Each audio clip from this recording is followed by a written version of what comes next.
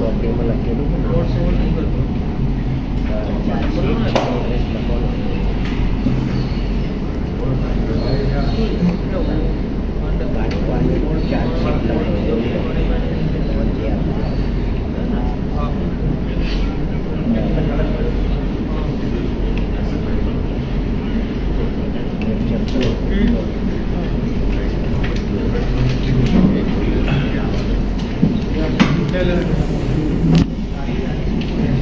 હવે તહમતનામામાં જે ખામીઓ 20 વર્ષના સુશાસનને આ કુશાસનના કારણે અમદાવાદીઓને પડી છે તકલીફો, એ તકલીફો કયા પ્રકારની છે, શું તકલીફો પડી, સુવિધાના નામે આપને રોડ રસ્તા આ બધી વસ્તુમાં તકલીફો એ શું છે એની વિગત હું ગુજરાત વિધાનસભાના ઉપનેતા શ્રીમાનની શૈલેષભાઈને વિનંતી કરીશ કે રજૂ કરે અને આપણે છે વાત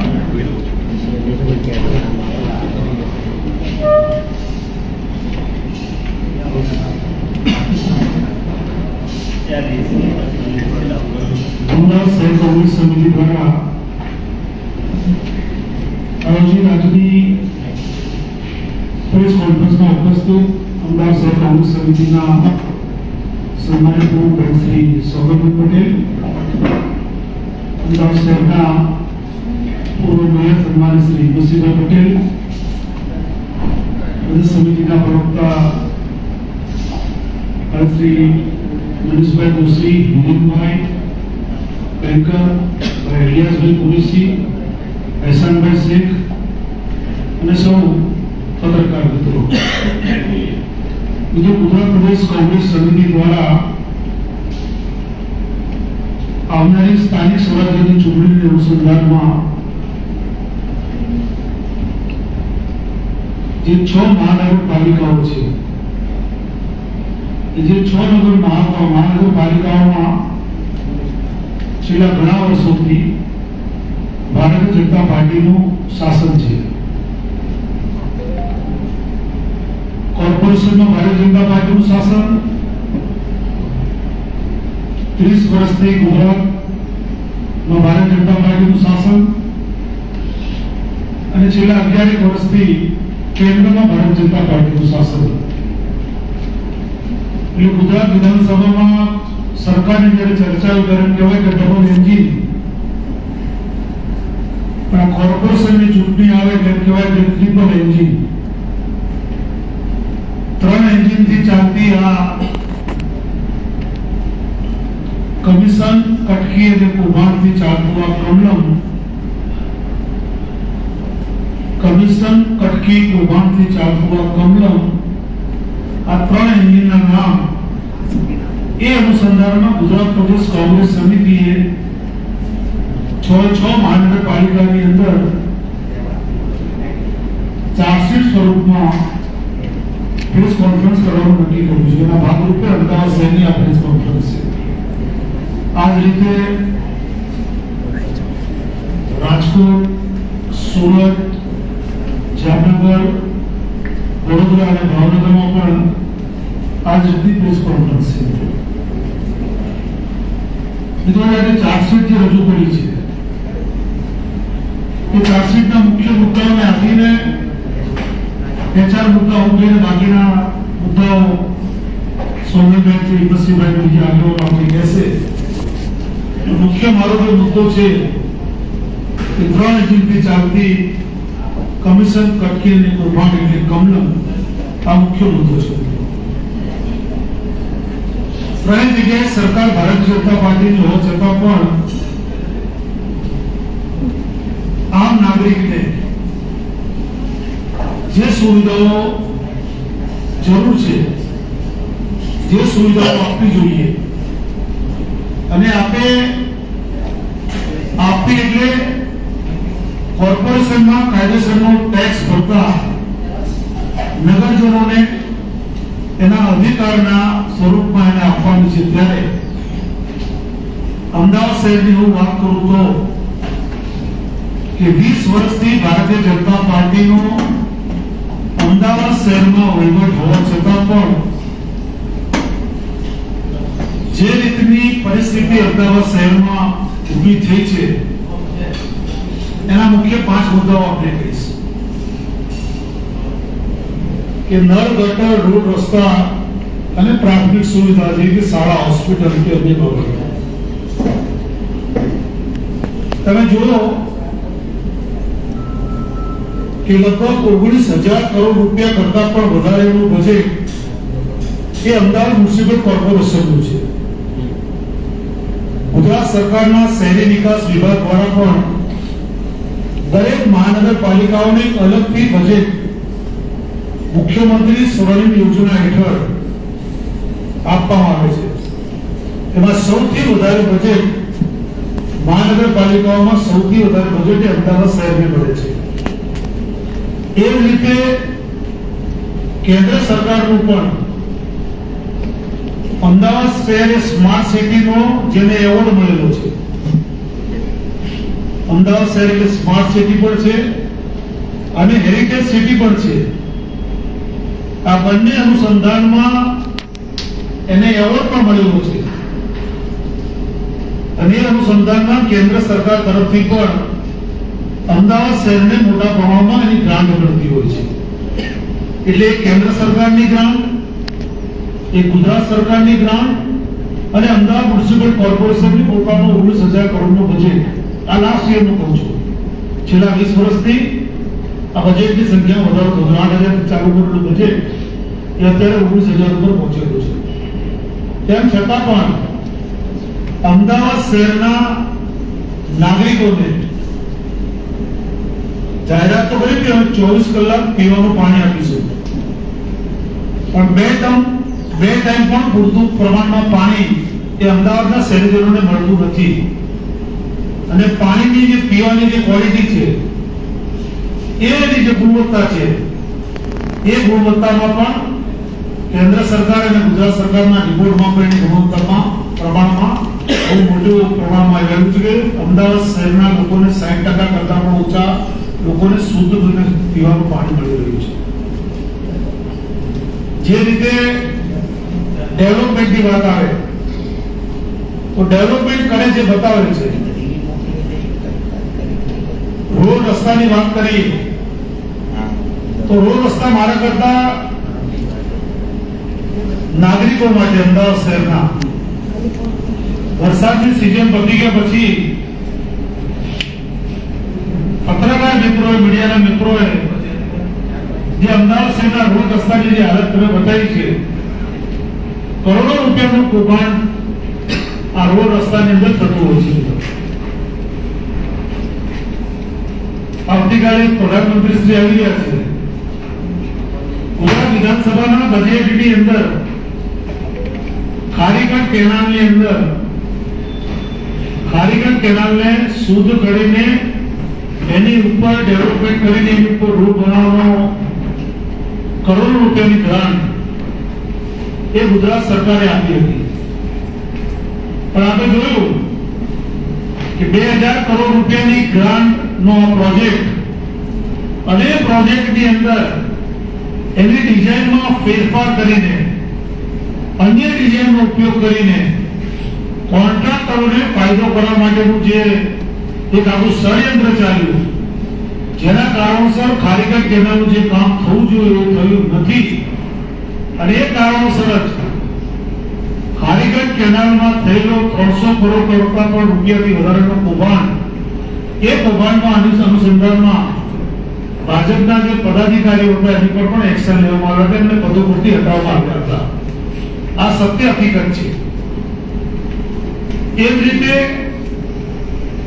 બ્રિજ બનાવવાની વાતો છે. હાટકેશ્વર બ્રિજ કે જે બ્રિજ જેટલામાં બન્યો એની કરતા ડબલ કિંમતથી તોડવાની વાત થઈ રહી છે. અને તોડવાની પ્રક્રિયા પણ ટેન્ડર બહાર કાઢીને તોડવાની પ્રક્રિયા પણ ચાલુ છે. ભારતીય જનતા પાર્ટી આ રાજ્ય શહેરના નાગરિકો માટે કેટલી ચિંતા કરે છે એનું ઉદાહરણ આપણે આપો.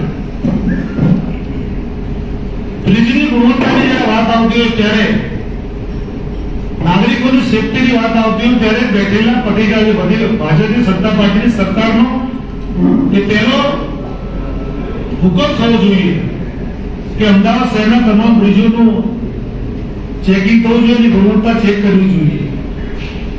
હાટકેશ્વરની કૌભાંડ આખું ઊભું હોવા છતાં પણ સુભાષભાઈ આવીને ઊભો રહ્યો. અને આ સિવાયના પણ વર્ષો જૂના જે બ્રિજો છે એ બ્રિજોની હાલત જે કન્ડિશનમાં છે, પ્રાઇવેટ એજન્સીને બ્રિજોની ગુણવત્તા નું કહેવામાં આવે તો આપણે સૌ સમજી શકીએ કે પ્રાઇવેટ એજન્સી શું કરી શકવાની છે. સેન્ટ્રલ લેવલની કે સ્ટેટ લેવલની એજન્સીઓ સાથે પણ પરામર્શ કરીને એ કરવું જોઈએ. ગુજરાત સરકાર અમુક હદે કરે છે, અમુક હદે કરતી નથી. અમદાવાદ શહેરના લોકોને પહેલા VS ની સુવિધા હતી.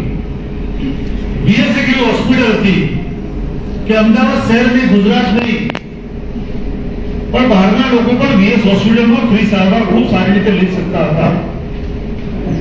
પણ કરોડો રૂપિયાના ખર્ચે SVP હોસ્પિટલ બનાવવામાં આવી. અને આજે આપ જોશો કે SVP હોસ્પિટલમાં એની સામે જ છે. મિત્રોને મારી વિનંતી પડે, પત્રકાર મિત્રોને, કે SVP હોસ્પિટલમાં જશો તો તમને દર્દીઓ ઓછા જોવા મળશે પણ તમને બાઉન્સરોની સંખ્યા ત્યાં વધુ પ્રમાણમાં જોવા મળશે. ત્યાં દર્દીઓ કરતા બાઉન્સરો SVP હોસ્પિટલમાં ખૂબ મોટા પ્રમાણમાં છે.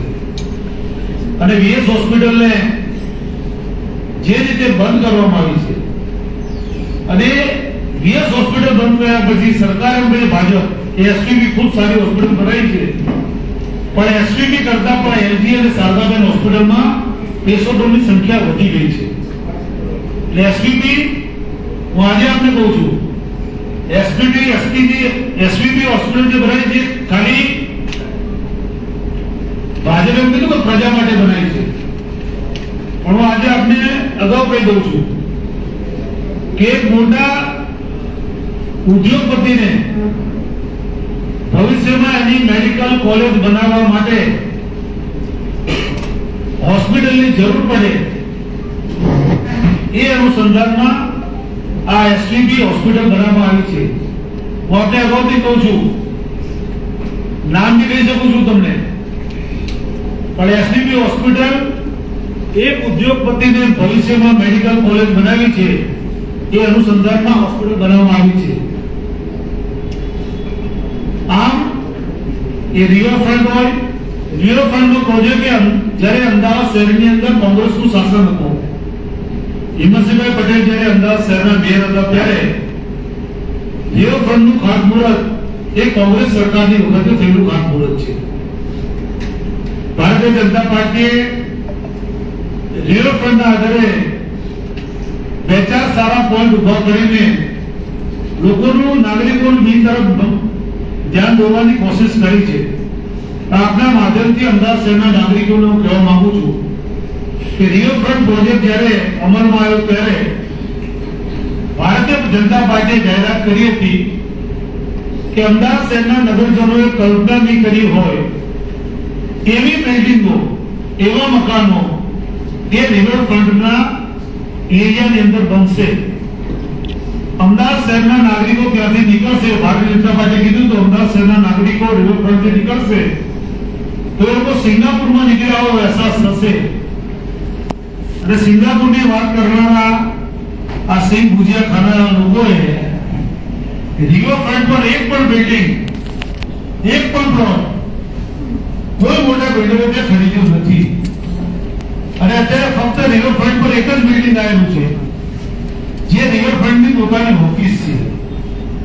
અને ઓફિસમાં રિવરફ્રન્ટની ઓફિસની અંદર અમદાવાદ મ્યુનિસિપાલિટીના જે કમિશનર છે એ કમિશનરે જે કોર્પોરેશનમાં બેસવું જોઈએ એ કોર્પોરેશનની ઓફિસમાં બેસતા નથી અને રિવરફ્રન્ટની ઓફિસમાં બેસીને એનો વહીવટ કરે છે.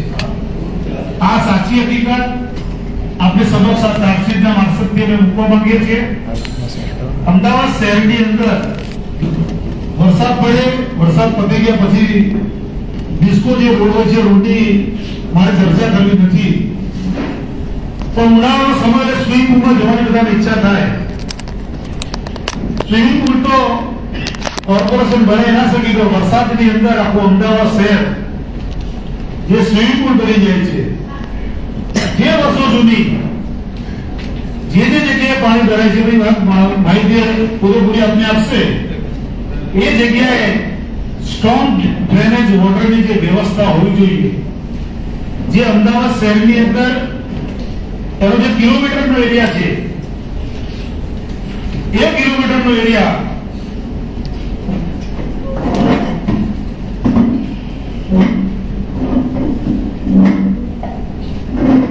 9,000 કરતા પણ વધારે કિલોમીટરનો એરિયા છે.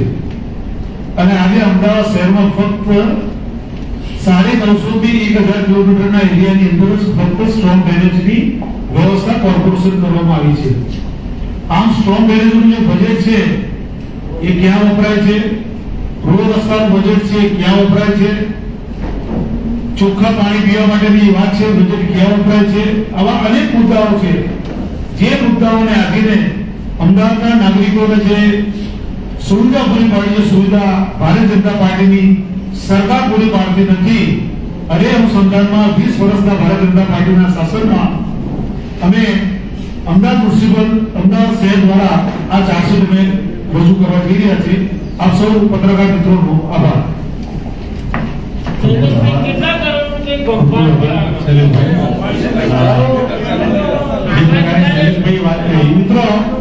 મિત્રો એક મિનિટ પ્રશ્નોત્તરના પ્રશ્નો જવાબ મળશે. અત્યારે જે બીજા પોઈન્ટ છે પણ અમારા આગેવાનો ચર્ચા કરી લે, પછી આ જે પણ પ્રશ્ન પૂછશો એનો અમે જવાબ આપીશું.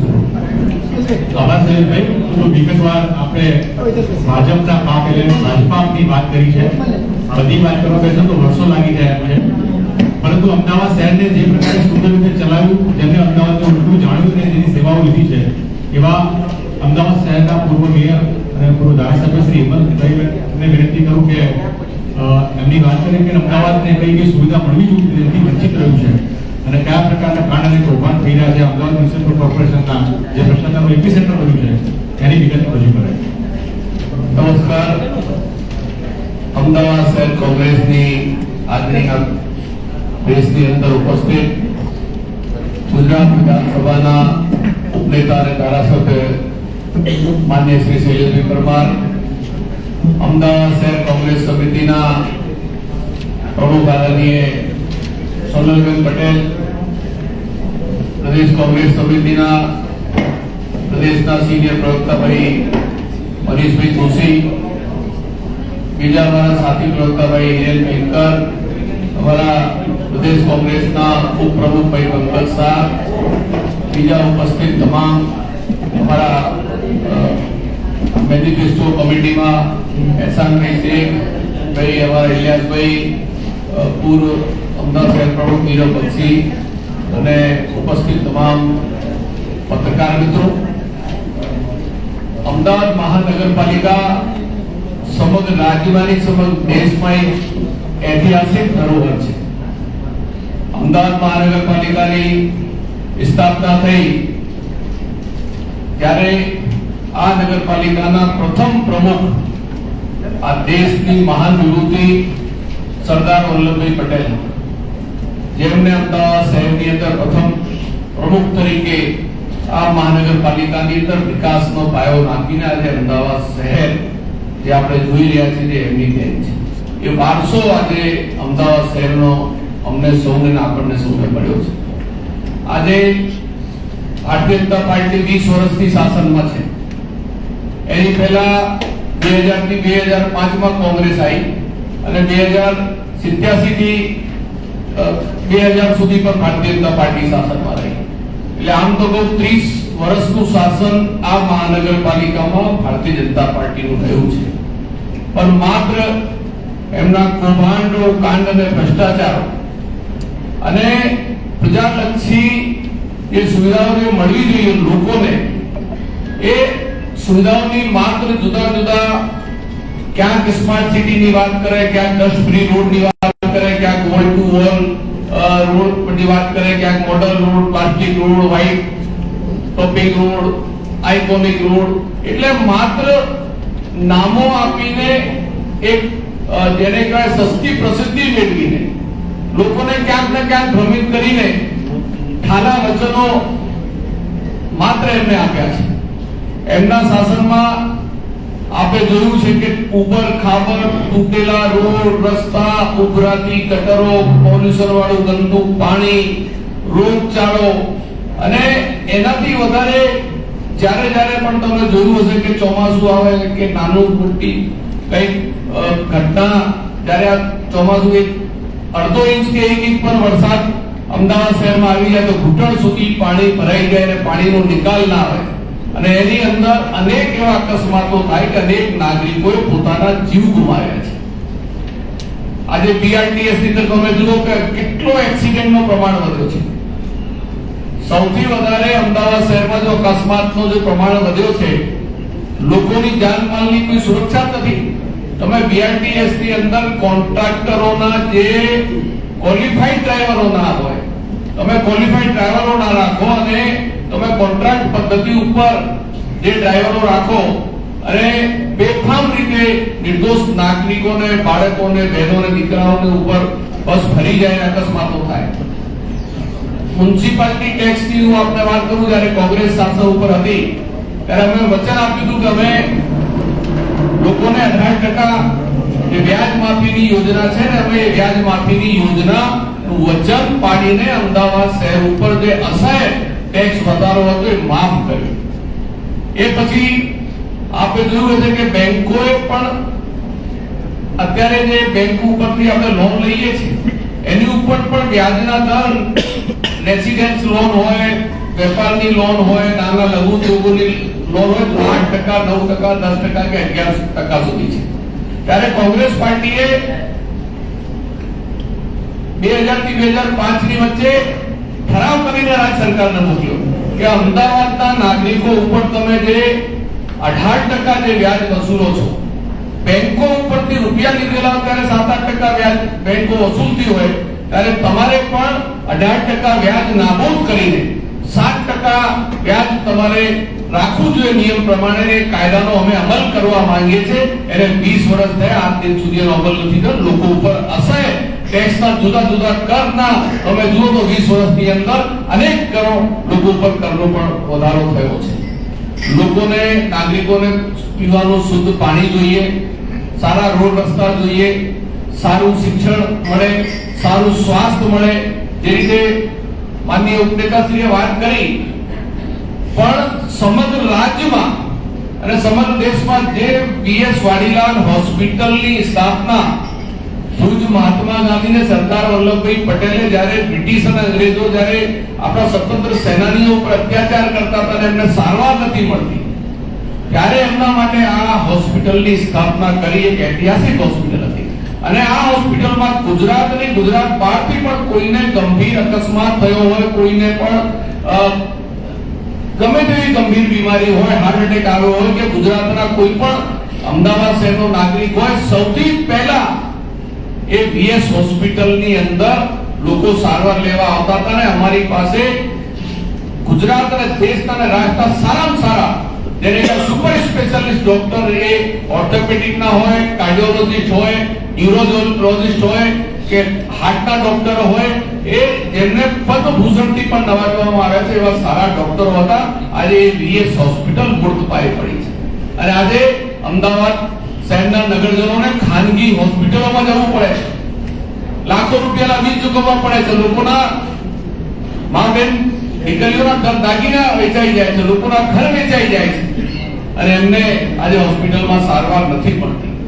એટલે કે લોકોની જે પ્રાઇમરી જે સુવિધાઓ છે, તમે માત્ર મોટી મોટી વચનો આપો, તમે લોકોને સપનાઓ કરો, મેળાવડા કરો, તમે જુદી વાત છે, પણ લોકોને પાયાની સુવિધા મળી જોઈએ. કોર્પોરેશનની અંદર બંધારણીય લોકોનો અધિકાર છે, એની અંદર ભારતીય જનતા પાર્ટી માત્ર એમના ઇન્ટરેસ્ટ, એમના જે કોન્ટ્રાક્ટરોની અંદર જે એમને કટકી મળે, જે ભ્રષ્ટાચાર મળે એની અંદર રસ છે. મ્યુનિસિપલ કમિશનર આ શહેરની એક પરંપરા રહી છે. આપ પત્રકાર મિત્રો છો, આપ વર્ષોથી કોર્પોરેશનનું રિપોર્ટિંગ કરો છો. અમદાવાદ શહેરની અંદર જે આ રાજ્યના ચીફ સેક્રેટરી રહ્યા હોય એમાં કે કૈલાસનાથન હોય, અનિલ મુકિમજી હોય, પનીરવેલ હોય, કેશવ વર્મા હોય, જે વર્લ્ડ બેંકમાં ગયા, અનેક એવા કમિશનરો આયા કે જેમને રાજ્ય અને વૈશ્વિક લેવલે જેમને નામ કમાયું. એ કમિશનરો પણ સાંજે 4 થી 6 માં એમના દરવાજા ખુલ્લા રહેતા હતા અને નાગરિકો અને ચૂંટાયેલા પ્રતિનિધિઓ, પત્રકાર મિત્રો છૂટથી વગર ચિઠ્ઠી પીઠીએ જઈને પોતાની રજૂઆત, પોતાની વાત અને પોતાનો વાર્તાલાપ કરી શકતા હતા. આ અમદાવાદ કોર્પોરેશનની એક પ્રણાલિકા હતી. આજે પ્રણાલિકા ટોટલી બંધ કરી દેવામાં આવી છે. ચૂંટાયેલા પ્રતિનિધિ કોર્પોરેટર હોય કે ધારાસભ્યો હોય, એના પણ કમિશનરો ફોન ઉપાડતા નથી કે એમની સાથે પણ મળતા નથી. લોકોને તો મળવાની વાત જ જુદી થઈ ગઈ. અને જે બાઉન્સરોની વાત કરી, આજે તમે એની અંદર તમે તપાસ કરો તો આજે અમદાવાદ મહાનગરપાલિકાની અંદર મ્યુનિસિપલ કોર્પોરેશન જાઓ કે કોઈ પણ કચેરીમાં જાઓ, કરોડો રૂપિયાનું એની અંદર ટેન્ડરો આપીને એમના મળતિયાનો લાભ આપે. ચારે તરફ જડબે સલાહ કરીને એવા બાઉન્સરો ગોઠવ્યા છે કે સામાન્ય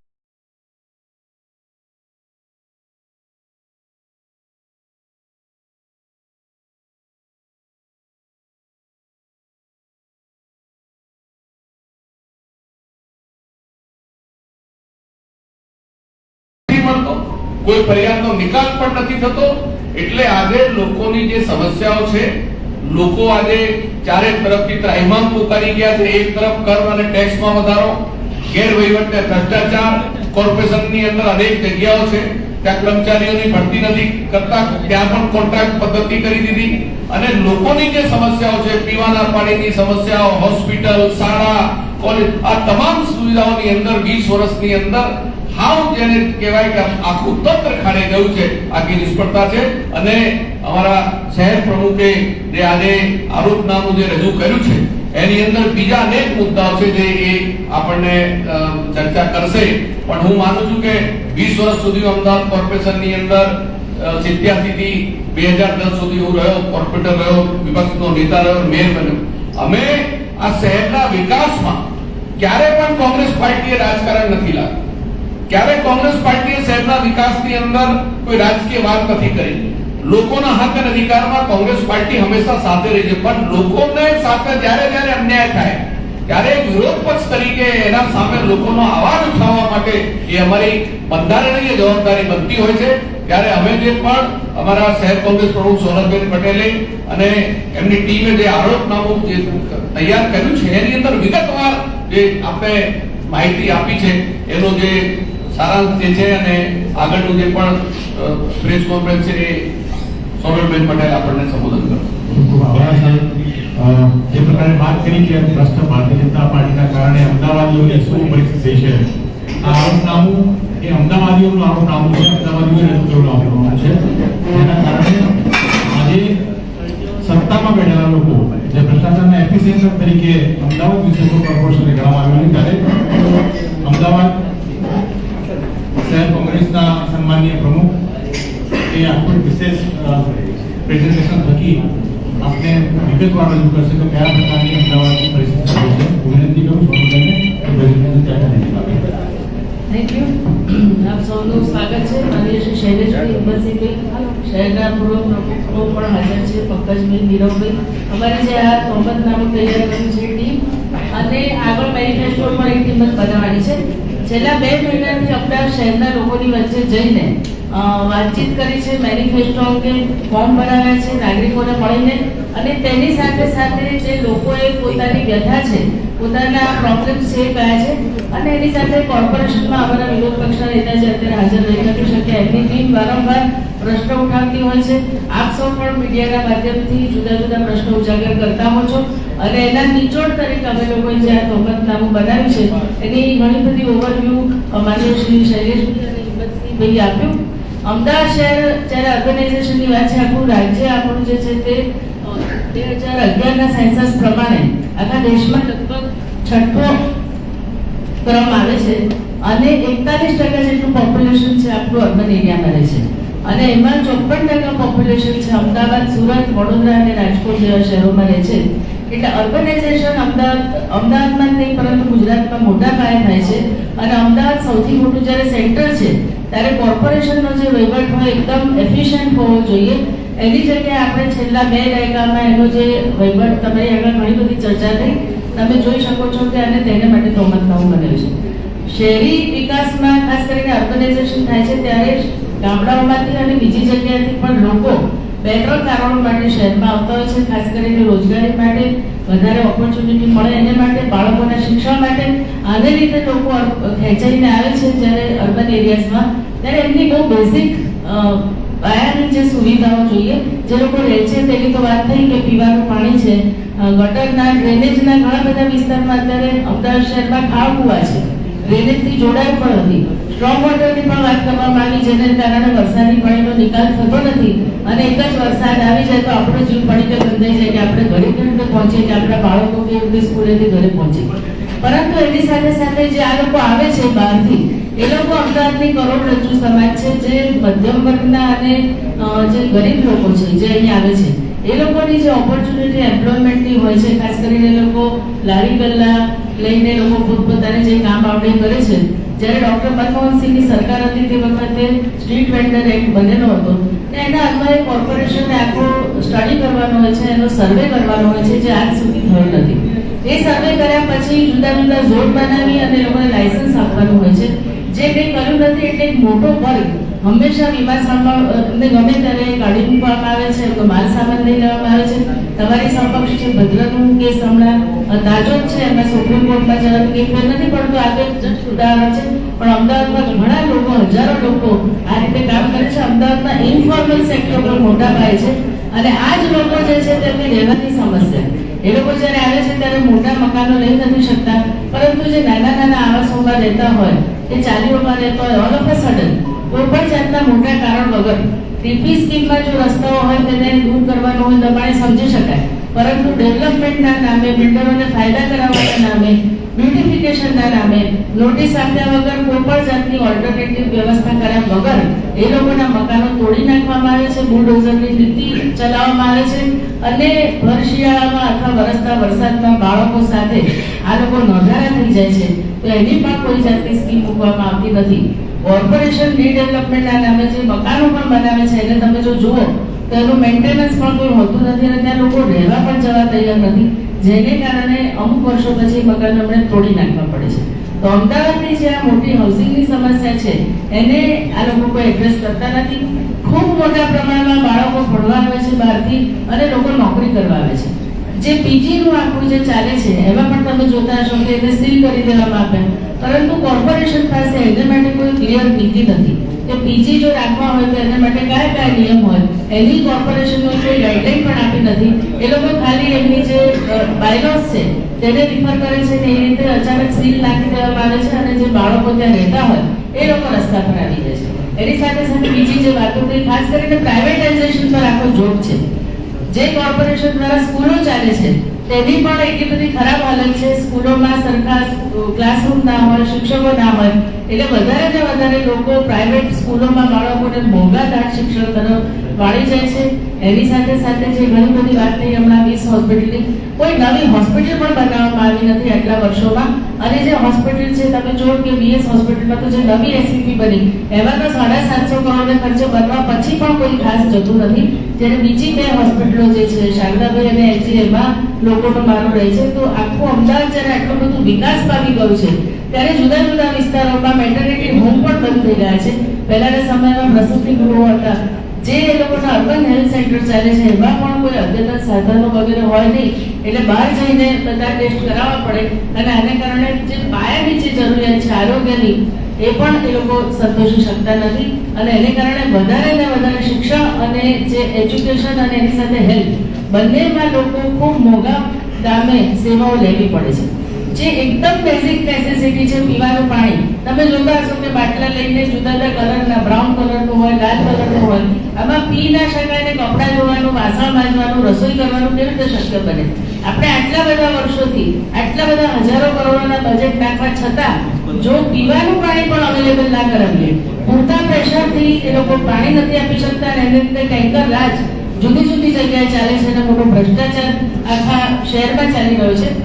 તમે સ્મશાનમાં પણ જોયું છે કે જે પૂરતા લાકડા છે એમાં પણ ભ્રષ્ટાચાર ચાલે છે અને એના અભાવે ગોદડા અને રબરના સહારે જ્યારે મૃતદેહ બાળવા પડે ત્યારે આનાથી વધારે કમનસીબ કોઈ વાત કહેવાય નહીં. જ્યારે મૃતદેહને પણ આપણે જો એક પ્રકારનો આદર ના આપી શકતા હોય તો બીજું આ લોકો પાસેથી આશા શું રાખી શકીએ?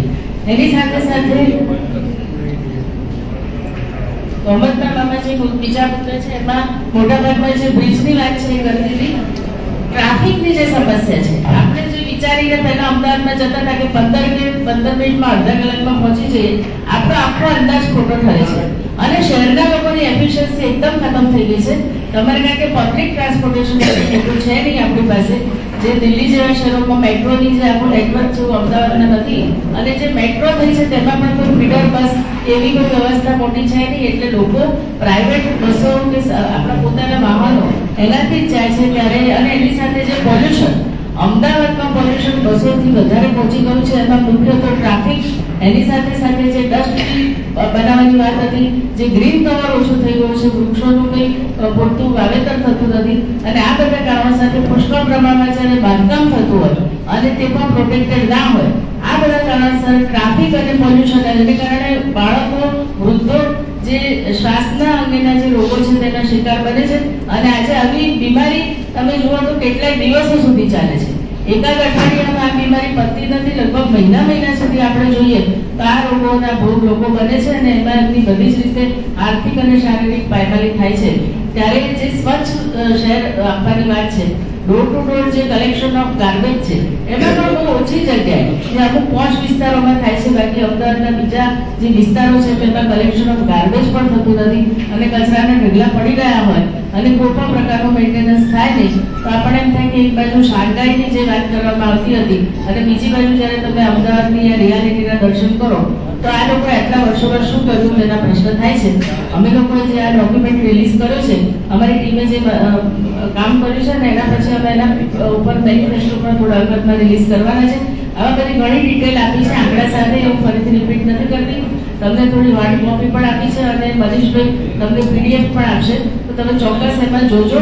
અને તમારા તરફથી પણ કોઈ સજેશન વધારે હોય, કારણ કે આ વાત લઈને અમે લોકોની વચ્ચે જવાના છે. હવે જ્યારે તમને ખબર છે કે ઇલેક્શન નજીક છે ત્યારે આ લઈને અમે લોકોની વચ્ચે જવાના છે, તે વખતે આપ તરફથી પણ કોઈ સૂચનો તો જરૂર આપશો. આ બધી સારી સંખ્યામાં આવ્યા, અમારી વાત સાંભળી એ બદલ આપ સૌનો આભાર. Thank you. સોનલબેન, ભાજપના શાસનમાં અમદાવાદ શહેરની દયનીય હાલત થઈ ગઈ છે. તે છતાં કોંગ્રેસ શા માટે જીતી નથી શકતી? સુરેન્દ્રભાઈ કોંગ્રેસ જીતી શકતી નથી.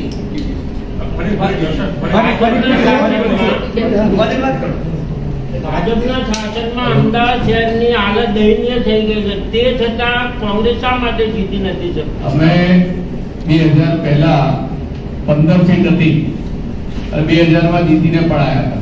2000 થી 2005 માં પણ જીતીને આવ્યા હતા. એ જ રીતે અત્યારે આ વખતે જે ઇલેક્શન આવી રહ્યું છે એમાં અમદાવાદ શહેરના નગરજનોના વિશ્વાસ અને આશીર્વાદથી કોંગ્રેસ સત્તાના સુકાન ઉપર બેસશે અને કોંગ્રેસનું સત્તા છે.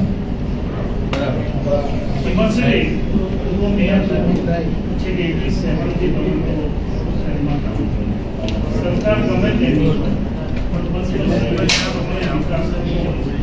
તમને જે આટલી બધી આ વાત કરી છે તો એના માટે આંદોલન ઉભી થઈ છે અને તમે એટલા બધા મુદ્દા લઈ ગયા ને કે જ્યારે પબ્લિક પર એટલે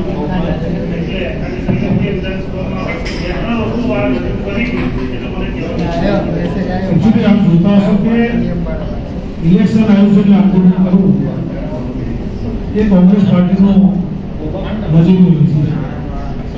ભૂતકાળમાં કારીગર કેનાલની વાત હોય, ડીએસ હોસ્પિટલની વાત હોય, વરસાદી પાણી ભરાઈ ગયા હોય, ગોવા નગરીની વાત હોય, આટકેશ્વર બ્રિજની વાત હોય, જે પણ મુદ્દાઓ પ્રજાજનને લગતા જે પણ મુદ્દાઓ કોંગ્રેસ પાર્ટીના ધ્યાનમાં આવ્યા છે ત્યારે કોંગ્રેસ પાર્ટીએ કોઈ પણ શહેર શરમ રાખ્યા વગર આંદોલન પણ કર્યું છે, આવું પત્રો પણ આપ્યા છે અને રજૂઆતો પણ કરી છે.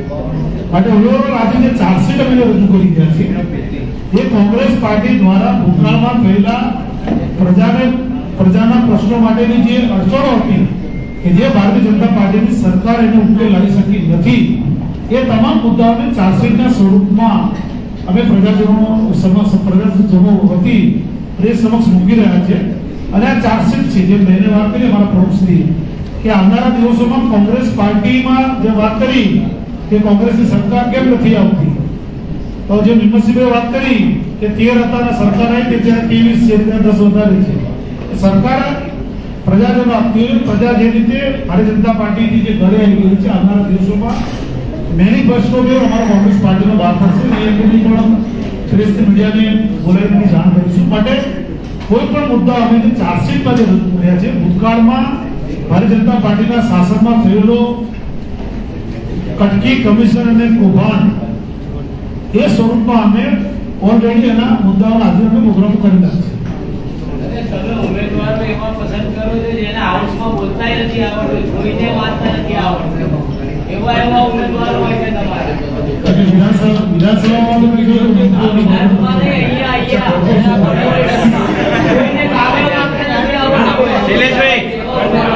ભાજપના ચેરમેનો, ભાજપના સત્તાધારી મેયર, ભાજપના અમદાવાદના મેયર કે જે લોકોને બોલવાનું કે અમારા તો જનરલ બોર્ડમાં જ્યારે તમે જોયું છે કે અમદાવાદ મ્યુનિસિપલ કોર્પોરેશનની જનરલ સભા જ્યારે મળી હોય ત્યારે કોંગ્રેસના તમામ કોર્પોરેટરો આક્રમકતાથી આ પ્રજાના પ્રશ્નો રજૂ કર્યા છે. હા, એ તો અમે પાર્ટી નક્કી કરે છે. હા, એટલે પાર્ટી નક્કી કરે છે કોને બોલવાનું, કોને નહીં બોલવાનું. અને તમે સતત કરતો થોડા નામો આપજો અને બોલાવી છે. ચાલો, ધન્યવાદ. અરે મેયર ક્યાં બોલે છે? હું પોતે એક મહિલા તરીકે જ્યારે મેયરને મળવા જાઉં છું, કોંગ્રેસે 50% અનામત લાવ્યા અને મેયર પણ એ રીતે બેસે છે મહિલા તરીકે. એ બિલકુલ ચૂપ જ હોય છે.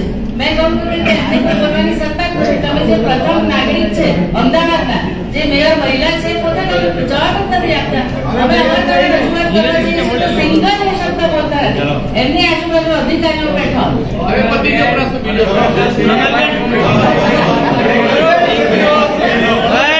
શાંતિ રાખો યાર.